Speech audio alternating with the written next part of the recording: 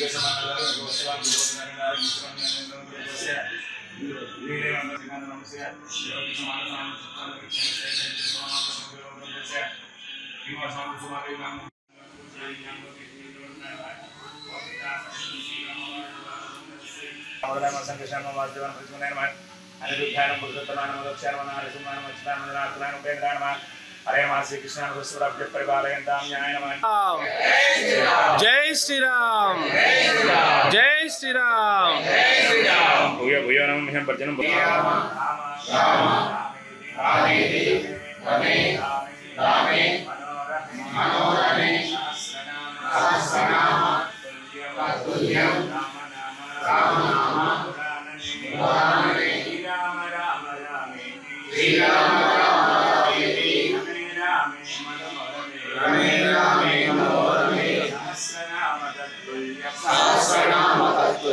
राम नाम वरानने